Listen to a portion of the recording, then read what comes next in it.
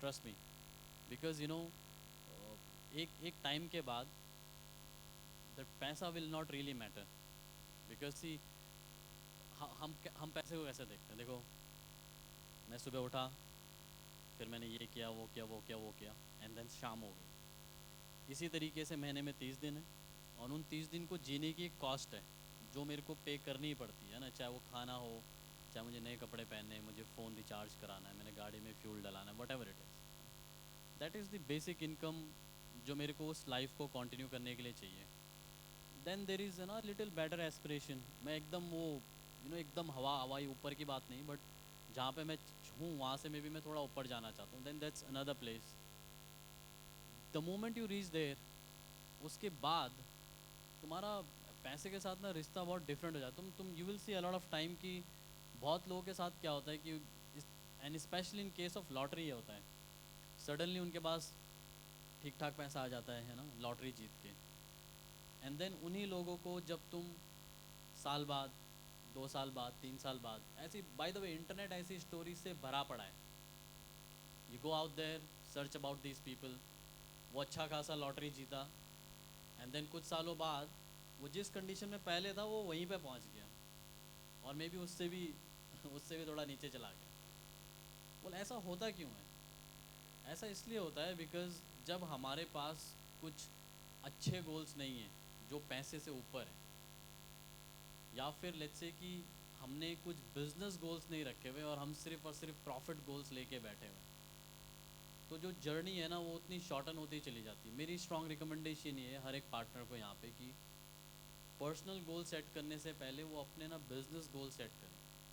Let's say अगले 2 साल में, अगले 3 साल में, अगले 5 साल में तुम अपने आप को बिजनेस वाइज कैसे देखना चाहते हो।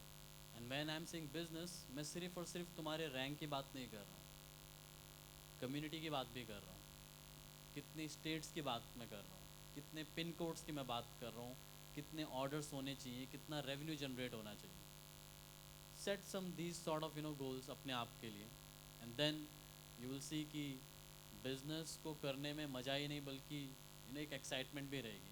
प्रॉब्लम्स को हर दिन उठ के सिर्फ प्रॉब्लम के बारे में नहीं सोचना है, कुछ चीज़ें ऐसी भी होनी चाहिए जो हमें काम करने के लिए एक्साइट करें। तो this is my strong recommendation कि हैव सम गोल्स जो थोड़ा पैसे से अलग है, सिर्फ और सिर्फ पैसे को गोल मत बनाओ। सो बेसिकली अगर हम और थोड़ा आसान शब्दों में इसको अंडरस्टैंड करने की कोशिश करें तो इट्स द थिंग लाइक कि मेरे पास मेरे कुछ एक्शन प्लान्स होने चाहिए कि मुझे ये 10 चीज़ें करनी है इस महीने के अंदर, या फिर ये 10 चीज़ें करनी है आने वाले 3 महीने के अंदर। एंड उसका जो आउटकम है वो अगेन जब गोल हिट होगा तो बाय प्रोडक्ट इनकम भी जनरेट होता है, बाय प्रोडक्ट वो पैसा भी कमा ही लेगा। सो वो पैसा कमाना या इनकम बनाना मेन गोल ना होके मेन गोल हमारा एक्शन होना ज़रूरी है। राइट है, सी देखो, द प्रॉफिट जो तुम पैसा कमा रहे हो, जो जो प्रॉफिट तुमने कमाया है, वो आउटकम यस। है ना। और आउटकम तब आता है जब तुम्हारा इनपुट पे स्ट्रांग होल्ड होगा। इमेजिन कि तुम्हारा इनपुट पे कोई स्ट्रांग होल्ड नहीं है, और लेट्स से कि तुम्हारे पास इनपुट के कुछ गोल्स ही नहीं है, एंड तुम सिर्फ और सिर्फ आउटकम के बारे में सोच रहे हो। मैं तुम्हें लिख के दे रहा हूँ, आउटकम कभी आएगा ही नहीं। एग्जैक्टली। तो इसीलिए मेक श्योर कि जो गोल्स होने ज़रूरी है ना, वो तुम्हारे इनपुट को मेक श्योर करने वाले गोल्स होने चाहिए। The moment you are making sure कि तुम्हारा इनपुट सही है, तो इन टर्म्स ऑफ मॉनेटरी वो आउटकम आ जाएगा, वो प्रॉफिट वाला आउटकम आ जाएगा। जी, थैंक यू। एंड स्पेशली कुछ नए लोग आज भी ऐसे लोग होंगे जो पहले एसोट कम्युनिटी का पार्ट नहीं है एंड जस्ट वो इस इवेंट को अटेंड करने के लिए आए हुए, कुछ फैमिली मेम्बर्स भी हैं। सो उनके लिए आपका कुछ पावरफुल मैसेज क्या है? सी आज नहीं तो कल, पहले तो उन लोगों को जो फर्स्ट टाइम आए, फैमिली मेम्बर्स को अभी मैं सेकंड में उसमें करता हूँ बात, बट जो लोग फर्स्ट टाइम यहाँ पे आए हैं, उनको मे बी ए सॉर्ट के बारे में पता नहीं है, मे बी आज ही उनको ए सॉर्ट के बारे में पता लगा है। I tell you one thing clearly कि सूनर और later you will decide in your life कि मेरा काम करके हो गया है। ठीक है, वो आता है। और स्पेशली तब आता है जब जो ग्रोथ तुम चाहते हो अपने काम में, अगर तुम्हें ग्रोथ उस टाइप की मिल नहीं रही है। मैं ये नहीं कह रहा हूँ कि काम में ग्रोथ नहीं है, काम में भी ग्रोथ होती है, बट यू नो एक कंट्री है, एक कंट्री में जो है वो एक ही पीएम होता है ना। देन कुछ एमपीज़ होते हैं, देन कुछ एमएलएज होते हैं, एंड देन और जो कार्यकर्ता होते हैं वो बहुत ज़्यादा होते हैं। तो हर चीज़ में हायरार्की इस तरीके से डेवलप है, एंड हर कोई लाइफ में अच्छा करना चाहता है। स्पेशली कोविड के बाद से पीपल हैव रियलाइज्ड कि साइड हसल भी बहुत इम्पॉर्टेंट है।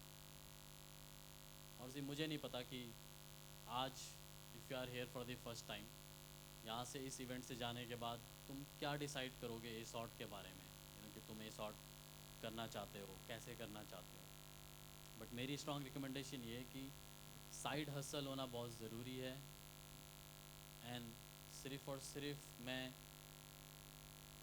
अपने नौकरी वाले पाथ पे आगे बढ़ता रहा हूँ, सूनर और later you will get frustrated out of it. वो हो जाता है, बिकॉज व्हेन जब तुम्हें रिपीटेड चीज़ें करते रहना है, वो टास्क भी अपने आप में आसान नहीं है।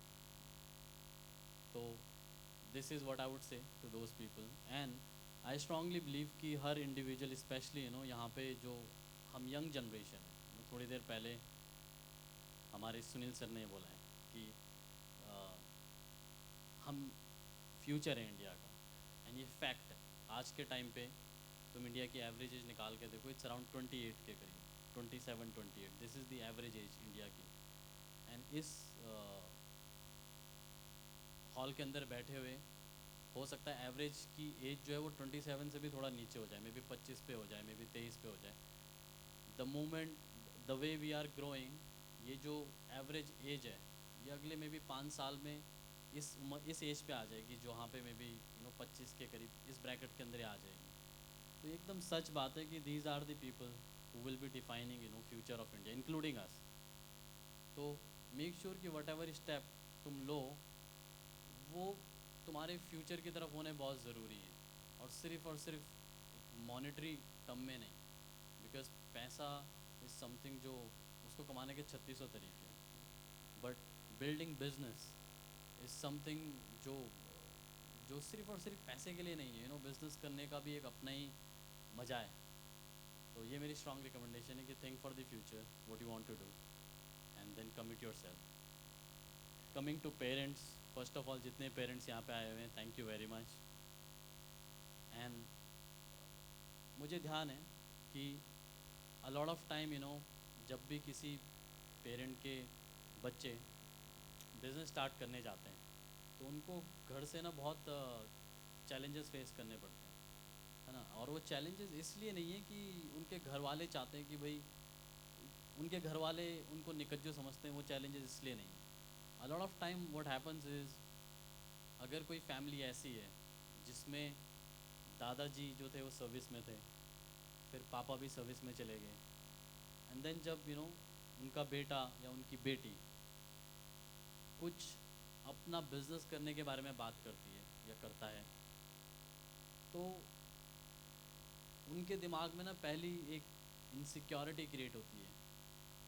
और वो इनसिक्योरिटी तुम्हारी काबिलियत की वजह से नहीं है, वो इनसिक्योरिटी उनके जो उन्होंने अपनी लाइफ लॉन्ग किया है उसकी वजह से। बिकॉज़ यूजुअली जो चीज़ हमने खुद नहीं की होती है, हम सोचते हैं कि हमारी नेक्स्ट जनरेशन उसको कैसे कर पाएगी। तो वो डाउट उनके अपनी नेक्स्ट जनरेशन के ऊपर नहीं है, वो डाउट उनके अपने ऊपर हो रहे होते हैं कि हमने नहीं किया है तो ये कैसे कर लेंगे, और उनको उस चीज़ का डर होता है। It's not because they don't want you to वो ये नहीं, ऐसा नहीं है कि वो ये चाहते हैं कि तुम अच्छा मत करो अपनी लाइफ में। तो इसीलिए जब भी किसी के पेरेंट्स उसको बिजनेस के लिए सपोर्ट ना कर रहे हो, सपोर्ट इन टर्म्स की वो कॉन्फिडेंट ना हो कि बिज़नेस तुम कर पाओगे या नहीं कर पाओगे, तो अपने आप को मत क्वेश्चन करना, अपने आप पे डाउट मत करना। It's not because of you, it's coming from what जो उन्होंने अपनी लाइफ में जिया है। बट साथ ही जो भी पेरेंट्स अपने बच्चों को सपोर्ट करते हैं, ये सपोर्ट किया है, thank you very much. Because you are not only, आप लोग सिर्फ और सिर्फ अपने बच्चों के लिए इंस्पिरेशन नहीं हो, बल्कि एट द सेम टाइम और भी पेरेंट्स के लिए इंस्पिरेशन हो। एंड मुझे पर्सनली लगता है कि जो फ्यूचर है, future is all about entrepreneurship, जितने ज़्यादा लोग बिजनेसेस बिल्ड करने के बारे में सोचेंगे, जितने ज़्यादा लोग अपना कुछ करने के बारे में सोचेंगे, वी विल सी कि ये माइंडसेट चेंज होता जाएगा.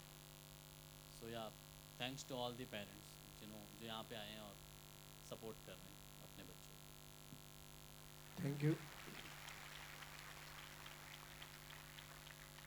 नाउ जब हम पार्टनर्स के सक्सेस, उनके फ्यूचर या करियर की जब हम बात करते हैं, सो ये अभी जैसे आपने बोला कि future is all about entrepreneurship. धीरे धीरे वो स्टार्टअप का कल्चर और ज़्यादा एंटरप्रेन्योर्स निकलने लगेंगे, तो वो इन्वायरमेंट धीरे धीरे बदलने वाला है. जो एक साइकी बनी हुई है कि सर्विस में ही जाना है, तो लोग अपने बिजनेसेस भी करना स्टार्ट करेंगे.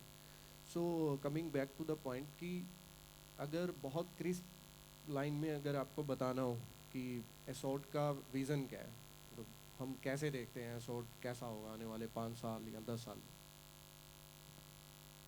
जी, हमारा जो अल्टीमेट गोल है वो ये है कि हम वर्ल्ड का सबसे बड़ा और सबसे बेहतरीन लॉयल्टी प्रोग्राम बिल्ड करना चाहते हैं. दैट्स ये what you want, world's biggest and best loyalty programme ever. और मुझे उम्मीद है कि मतलब से हमने अपने लिए 5 साल का टारगेट रखा हुआ है कि ओके. 5 साल के अंदर हमें वहाँ पे पहुँचना है जो हमने अपने लिए गोल सेट किए हुए हैं. और बट ये जो 5 साल हैं, इनको एग्जीक्यूट करने के लिए डेफिनेटली हमारे पास पिछले 14 साल का एक्सपीरियंस है, 14 साल की लर्निंग्स हैं. उन 14 सालों में हमने क्या देखा, क्या सीखा, कैसे किया एंड ऑल दैट. सो 5 साल बाद अगर मैं लेट्स से ग्लिम्स की बात करते कि 5 साल बाद क्या होगा, या कैसा होना चाहिए. 5 साल बाद ऐसा होगा कि जब लेट्स से हम कोई ABC होस्ट कर रहे होंगे, तो पहले तो of course I think auditorium जो है वो इनफ नहीं रहेंगे हमारे ABCs के लिए. मुझे ऐसा लगता है कि हमारे ABCs में एटलीस्ट 70-80,000 कम्युनिटी पार्टनर ज्वाइन कर रहे होंगे एक एक स्टेट से. और ये सिंगल एबीसी की बात हो रही है. हाँ, ये सिंगल ABC है. ये सिंगल ABC. और हमारा गोल ये है कि हम हर महीने एटलीस्ट 2 ABC होस्ट करें, आने धीरे धीरे करके. सो अभी जब पार्टनर्स उस ABC को अटेंड करने के लिए आ रहे होंगे, तो वो डिफरेंट मोड से ट्रैवल करेंगे, है ना. कुछ लोग बस से ट्रैवल कर रहे हैं, कुछ लोग